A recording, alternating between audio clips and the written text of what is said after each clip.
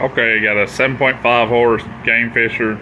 These were sold by Sears, Ted Williams. There's a whole bunch of different brands. It's the same little motor. It's Tecumseh built. I'm gonna kind of go through the steps, show y'all what to do in cleaning the carburetor on one of these. I have fire, so I know I don't have to clean the points, but I'll go ahead and show the carb. In this model, remove this trim seal all the way around it, and it'll give you access to your screws to pull this lower plate off. Okay, once you get your trim seal off, take this trim seal off. Once you get that trim seal off, right here are your screws. Just take those flathead screws out and this bottom plate will drop down. Okay, to remove these handles, there's a little flathead screw. Take that screw out. You remove that one. This one just unscrews like this. You remove them handles. Okay, to remove this tank, one bolt there, one bolt there. They're all flatheads. One bolt back there, and I don't know if you can see it, but there's a bolt up in there, right there. Once you get your tank up, I got it sitting like this. You got a coil wire right here, remove. You'll have your spark plug wire, take it off the spark plug, and then you'll have your fuel line. I'm gonna disconnect it right here at this little union.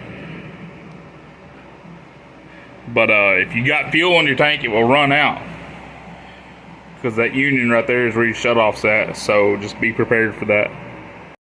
Okay, disconnect your fuel line off the carburetor. Already did. It's right here. Disconnect that. Let this thing focus. It goes right there, and then it should just be able to slide up and on. Just like that, and then you have access to your carburetor. Move this throttle bar right here. Well, it just did it. This little clip right here is what all it is. Just pull that clip up and your throttle bar will come out of there. You can remove your two 3/8 carburetor nuts on both sides. Alright, I got my nuts off. Then you can just pull the carburetor off. I'll take it over to the bench and show you how to take it apart. Start off by taking this 1/2" nut off of the carburetor bowl. Once you get your nut off, there'll be a little seal there too, and you should be able to take your bowl off. And then there's your bowl. As you can see, this one is filthy.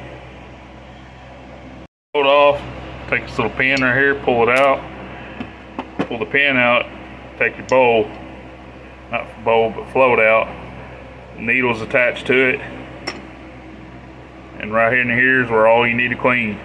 I'm gonna stick mine in an ultrasonic carburetor cleaner. If you don't have one of them, you can do carburetor clean or whatever you feel like doing, compressed air. But I have a machine, so that's what I'm gonna use. This is my solution I use. I let it warm up, and it gets hot and brings it almost to a boil. And then it's got a vibrator built in it. I just turn the vibrator on and it'll start to clean.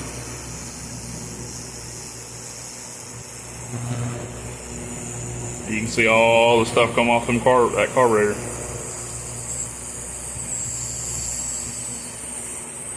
Okay, my carb is done cleaning. I'm gonna pull it out.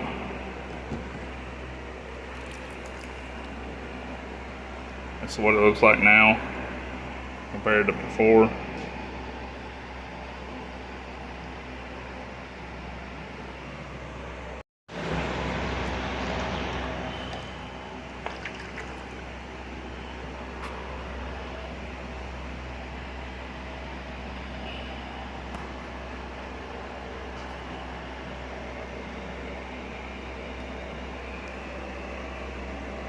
Okay guys, another thing to check on these carburetors is behind this gasket is a little red insert.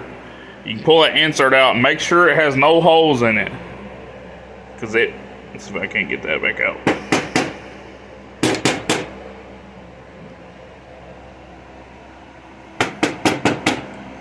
but this is what it looks like.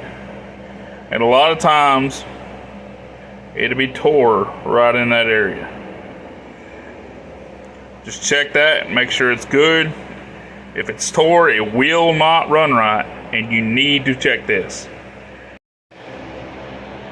Also, right here behind these two inserts is a little gasket, and a lot of times they can clog up from there to here.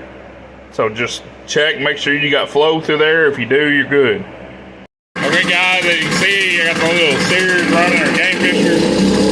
Go ahead and put it in gear.